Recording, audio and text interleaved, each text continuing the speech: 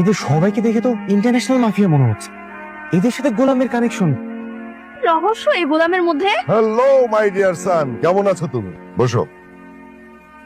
তোমাকে এতবার আমি ফোন দেই, তুমি আমার ফোন ধরো না কেন? ও, তার মানে আপনি সেই লোক যে বারবার কল দিয়ে আমার ডিস্টার্ব করে। হ্যাঁ, কোথায় ছিলে তুমি এতদিন? কোথায় থাকবো, আমি অনেক ব্যস্ত মানুষ। আমি মির্জা বাড়ির ঘর জামাই, ওই বাড়ির সব কাজ আমি নিজেই করি, কাপড় চোপড় ধোয়া থেকে সবকিছু আমি করি। এই ছেলে বলে কি? তুমি কে তুমি জানো না? তুমি শেহজাদ চৌধুরী, কার্মা গ্রুপের 25% শেয়ার হোল্ডার, যার বর্তমান বাজার মূল্য আছে 10,000 কোটি টাকা। আর তুমি কিনা মির্জা বাড়ির থালা বাসন মাজো? সিরিয়াসলি? আচ্ছা, গোলামের সাথে যে কথা বলতেছে ওই লোকটা কে ভাইয়া? ওই লোকটা আমি তো ঠিক চিনতে পারতেছি না রে। আমি চিনতে পেরেছি, উনি দুবাইয়ের বিখ্যাত কার্মা গ্রুপের মালিক। আমি টিভিতে দেখছিলাম। কিন্তু ওনার সাথে গোলামের কি সম্পর্ক? রিউমার আছে যে ওনারা ইন্টারন্যাশনাল ক্রাইমের সাথে জড়িত। আমার মনে হয় গোলাম ওদের সাথে এই ক্রাইমের সাথে জড়িত আছে অথবা হতে যাচ্ছে। তাহলে তো সর্বনাশ, আমরা তো এখানে থেকে আমরাও ফেসে যাবো। চল আস্তে করে চল চল চল চল চল। চলো তাড়াতাড়ি পাল্লাই। তাহলে গোলাম? আরে গোলাম আমি বাসাতে দেখছি, ও তো বাসায় ফিরবে। চল তো চলো চলো। কার্মা গ্রুপের মালিক ছিলাম আমরা তিনজন, আমি, তোমার বাবা আর দাউদ খান। আমাদের বিজনেসটা খুব ভালো চলছিল, কিন্তু আমাদের বিজনেসের মধ্যে দাউদ খান কিছু অবৈধ বিজনেস ঢোকানোর চেষ্টা করে, যার বাধা দেয় তোমার বাবা। একটা পর্যায়ে আমরা আমাদের বিজনেস ভাগ করে ফেলি, কিন্তু দাউদ খান একাই 50% শেয়ার নিয়ে, আর বাকি 50% আমি আর তোমার বাবা। কিন্তু একটা পর্যায়ে তোমার বাবাকে দাউদ খান হত্যা করে। সেই হত্যার প্রতিশোধ নিতে তুমি তো আইনি লড়াই লড়ছো, কিন্তু হঠাৎ করে তুমি উধাও হলে কেন? আপনি আপনি আসলে কি বলতেছেন? আমি কিছুই বুঝতে পারতেছি না। আমি যা বলছি আমি ঠিকই বলছি। দেখো, আমি তোমার বাবাকে অনেক ভালোবাসতাম, তোমার বাবা ছিল আমার বেস্ট ফ্রেন্ড। এখন আমি তোমার 20% শেয়ার বুঝিয়ে দিতে চাই। আপনার মনে হয় ভুল হইতেছে, মানে আপনি যারে খুঁজতেছেন সে আমি না। হয়তো আমার মতো দেখতে কেউ থাকে না পৃথিবীতে, একই রকম চেহারার অনেক মানুষ। দেখেন না, আমার আল্লাহর রাস্তা মাফ করে, ডিস্টার্ব করেন না, ঠিক আছে? আমি আসি। হ্যাঁ, আসসালামু আলাইকুম। বস, আমরা এখন কি করবো? চোখে চোখে রাখো, বাকিটা আমি পরে দেখছি।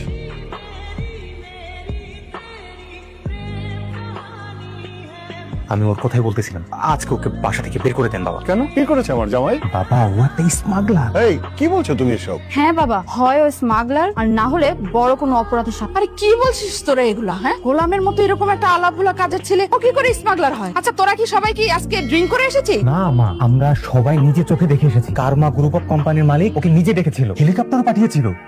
ওর কাছে পিস্তলও ছিল মা। বাবা, আমার মনে হয় ও ভোলা সেজে থাকা নাটক করে। আসলে ও গোপনে গোপনে এই হিরোইন, কোকিন এগুলোর অবৈধ বিজনেস করে। গোলাম, কি শুনছি আমি এসব? তুমি নাকি অপরাধ জগতের সাথে জড়িত, আর কার্মা গ্রুপের মালিক নাকি তোমাকে নিয়ে মিটিং করেছে। ঘটনা কি বলো? আরে না না শ্বশুর আব্বা, আসলে হয়েছে কি, ওদের মধ্যে একজনের চেহারা আর কি আমার মতো দেখতে, ওরকম হয়েছে। পরে আমার আর কি উঠে নিয়ে গেছে। আমি আসলে পরে আর কিছু জানি না। তোমার কাছে ওই যে একটা ব্যাগ পাওয়া গেছিল, পুলিশ তার মধ্যে পিস্তল পেলো, সেটা ওইটা ওরাই দিছে আমার, অগৈ ব্যাগ। আমি ফেরত দিয়ে দিচ্ছি। এবার বুঝতে পারছি। তাই তো বলি, তোমার মতো একটা ফকিরের সাথে এত বড় বড় ডনরা কিভাবে দেখা করে? আমিও তাই ভাবতেছি, কিনা সারাদিন বাসন মেজে বেড়ায়, সে নাকি মিটিং করবে কার্মা গ্রুপের সাথে। এবার হলো তো, তোমাদের সবার ভুল নিশ্চয়ই ভেঙেছে। খামাখাই বেচারাকে তোমরা সন্দেহ করেছিলে। শোনো, ওর প্রতি আমার শতভাগ আস্থা আছে। আর যাই হোক, আমার জামাই কোনো অপরাধ করবে না, তাই না? জি জি শ্বশুর আব্বা। কখন আসবে দোস্ত? গরম লাগছে। 10:30 বেজেছে। তোকে কখন বলেছে এখানে থাকতে, আর ও এখনো আসে? তুই দাঁড়ায় আছিস কেন? একটা কল দে। Hello hello madam. হ্যালো, কোথায় তুমি? এই তো ম্যাডাম আইসা পড়ছি। আমার ফ্রেন্ডরা এখানে 1 ঘন্টা ধরে অপেক্ষা করছে, আর তুমি এখন আসতে পারো নাই? ম্যাডাম 5 মিনিট লাগবে, আমি আইসা পড়ছি। কে রে, জামাই রূপে কাজের ছেলেটা? আচ্ছা যাই হোক, এবার কিন্তু তোর বাসায় যাবো। কেন, কি সমস্যা? বাসায় তোর বাবা থাকে। এর আগের বার আমরা কোনো চিলই করতে পারি, এবার আমরা অনেক চিল করবো, রাইট? চল না আমরা কোনো হোটেলে উঠি। হোটেলে? হ্যাঁ, এই শহরের সব থেকে দামি কোন হোটেলটা? The elite hotel. হ্যাঁ, ওইটাই যাবো। ওইখানে শুনেছি সব ভিআইপি রা থাকে। আমাদেরকে কি রুম দিবে? তোরা যে কি বলিস? আমি আছি কি করতে? আমাকে কি তোদের ভিআইপি মনে হয় না? সরি সরি ম্যাডাম, আমার একটু দেরি হয়ে গেল। হ্যাঁ তুমি সাইকেল নিয়ে আসছো আমার ফ্রেন্ডদের রিসিভ করতে? তোমার কি মাথায় সমস্যা? এই লাগেজ পত্র তুমি কিভাবে নিবে সাইকেলে? হ্যাঁ ম্যাডাম, এটা তো আমি ভাবি নাই। তুমি গাড়ি নিয়ে আসো না কেন? মনির চাচারে বলছিলাম গাড়ির কথা, কিন্তু চাচা আমার ওটা ধমক দিয়ে গেল, তুই গাড়ি দিয়ে কি করে নিয়ে যা। পরে আমি সাইকেল নিয়ে আসি। তুমি বলেছিলে যে আমি গাড়ি নিতে বলেছি? না ম্যাডাম, আপনার কথা তো কইনি। তাহলে কেন দেবে? আচ্ছা ম্যাডাম, কোনো সমস্যা নেই, আমি একটা কাজ করি, আমি একটা ট্যাক্সি নিয়ে আসতেছি। আপনারা একটু দাঁড়ান। এই কাজের ছেলেকে বিয়ে করতে তুই ভালোই যন্ত্রণায় আছিস। লাইফটা পুরো তেজপাতা হয়ে যাচ্ছে। দেখ, আমি ওর সাথে কোনো সংসার করি, ও জাস্ট আমার নামে মাত্র সামনে। এটা তো লাইফটা তো পুরো হেল করে দিচ্ছে। এভাবেই কি চলতে থাকবে সারা জীবন? ম্যাডাম, ওই যে ট্যাক্সি নিয়ে আসছি, আপনারা চলেন চলেন। সরি ম্যাডাম, আমাদের কাছে অ্যাভেলেবল রুম নেই। হোয়াট? এই আপনি জানেন আমি কে? আমাকে রুম দিতেই হবে, এনিহাউ ম্যানেজ করেন। ম্যাডাম সরি, সম্ভব হচ্ছে না। এত বড় একটা হোটেলে একটা রুমও খালি নেই? না না, থাকবে না কেন? অবশ্যই আছে। মন্ত্রী সাহেবের লোকজন আসবে, সেজন্য রুমগুলো বুকিং করা। Extremely sorry ma'am. কি রে তুই না বললি তুই ভিআইপি, এখানে এসে ঠিকই রুম ম্যানেজ করতে পারবি, তো এখন তো দেখছি ওরা তোকে পাত্তাই দিচ্ছে। মন্ত্রী যদি বুকিং না করতো আমি ঠিকই ম্যানেজ করে দিতে পারতাম, এখন আর আমার কিছু করার নেই। চল বাসায় চল।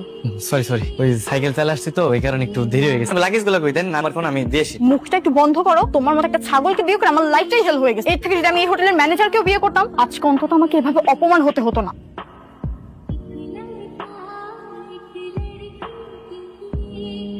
স্যার আপনি? সালাম স্যার। ওয়ালাইকুম আসসালাম। স্যার আপনার পদার্পণে স্যার আমাদের হোটেল ধন্য স্যার। স্যার কোন রুম লাগবে? কে একটু আগে না বললেন আপনাদের এই হোটেলে কোনো রুম খালি নেই, এখন ওনাকে দেখে বলতেছেন কোন রুম লাগবে? মানে কি? আরে স্যারের জন্য তো সব রুম খালি স্যার, কটা রুম লাগবে? স্যার আপনার মনে হয় কোথাও ভুল হইতেছে আর কি। তোমার কি মাথায় সমস্যা? ওনারা তোমাকে দুবাই এসে লোক ভেবেছে যার সাথে তোমার চেহারা মিলা। সেটাই তো আমি ওনারে বুঝাইতে চাইছিলাম। তুমি না একটা কাজের ছেলে, ওনারা তোমাকে 2 টাকার দামও দিত, কিন্তু অন্য একজনের চেহারা তোমার মতো যার কারণে এত ভ্যালু দিচ্ছে। এই সময়টাকে একটু কাজে লাগা। তো এটা তো মিথ্যা কথা, ওনারে তো বলতে হবে না। যেটা বলছি সেটা করো। ঠিক আছে। হ্যাঁ আসলে হয়েছে কি, পুরো তো আমার গেস্ট, আপনি ওদেরকে 2টা ভালো রুম দেন। Sure sir. ম্যাডাম আসেন, আপনাকে রুম দেখিয়ে দিচ্ছি, আসুন প্লিজ। যাক, এতদিনে ঋতুর মুখে হাসি দেখ। কাউকে বলা যাবে না কিন্তু। আমাকেও বলবেন না প্লিজ ভাইয়া, বলেন না। ঋতু হচ্ছে আমার সৎ বোন, কিন্তু বাবা ওকে একটু বেশি ভালোবাসে। তাই অনেকদিন ধরে চেষ্টা করছিলাম বাবার চোখে ওকে কিভাবে কালার করা যায়। একদিন রাতে, কিরে খাবি নাকি? কি ভাই এটা? আরে লাল পানি দেখিসনি? সিনেমার নায়করা খাই, হেভি মজা, খাইলি ফুট।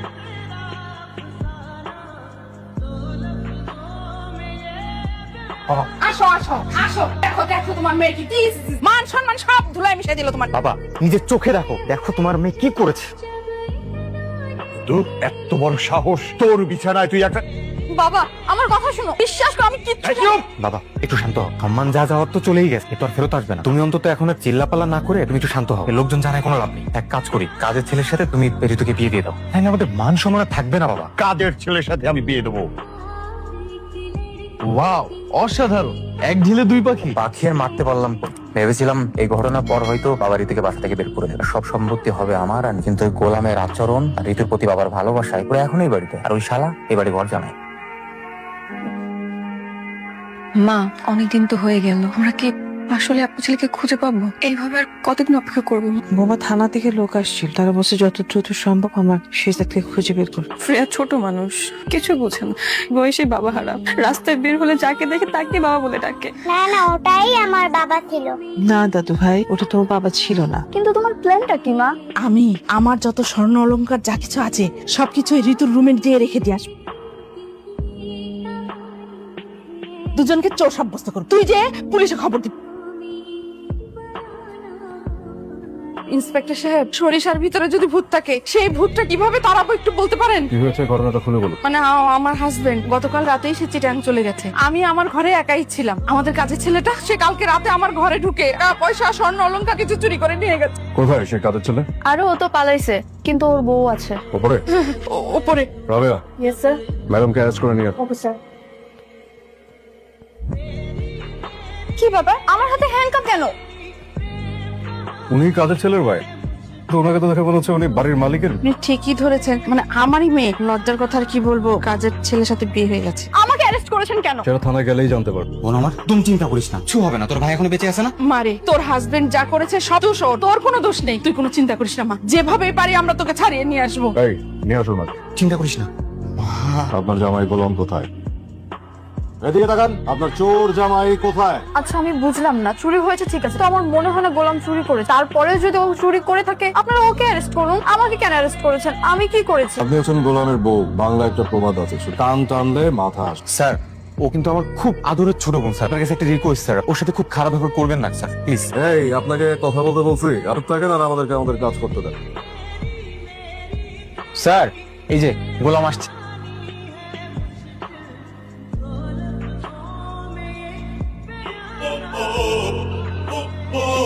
দাঁড়া আসো, কেন গেটটা খুলো? স্যার গোলাম। স্যার আপনি গোলাম? ব্যাপারটা বুঝলাম না। অ্যারেস্ট করুন। এই চুপ, শাট আপ। স্যার এই বাটপাড়ের কথা আমরা আপনাকে অ্যারেস্ট করব। এই বাটপাটারে লকআপে ঢোকাও, যাও। না না থাক, ওনাকে লকায় পড়তে হবে। এই দাঁড়াও দাঁড়াও, স্যার যেহেতু বলছে লকআপে ভরা যাবে না, তো লকআপে ভরা যাবে। স্যার যা বলবে তাই হবে। এই ম্যাডামকে নিয়ে আসো, যাও যাও যাও। ম্যাডাম প্লিজ আপনিও চলে যান। স্যার আমি আপনার ব্যাপারে সমস্ত খোঁজ খবর নিয়ে আপনার মার সাথেও কিন্তু আমার কথা হয়েছে স্যার। আপনি কি অভিমান করেছেন? আর স্যার আপনি এইভাবে এই বাড়িতে থাকছেন কেন? নিশ্চয়ই আমার সেই মাফিয়া গ্যাং এর শেজাদ ভাব নিয়ে আমার ভালোই লাগে। না মানে আমি কোনো অভিমান করিনি। আচ্ছা আমি আসি, হ্যাঁ আরেকদিন আসবো, আসি। ব্যাপারটা একটু কনফিউজিং, সামথিং ইজ রং। বাচ্চাদের একটা খাতা দেখান তো।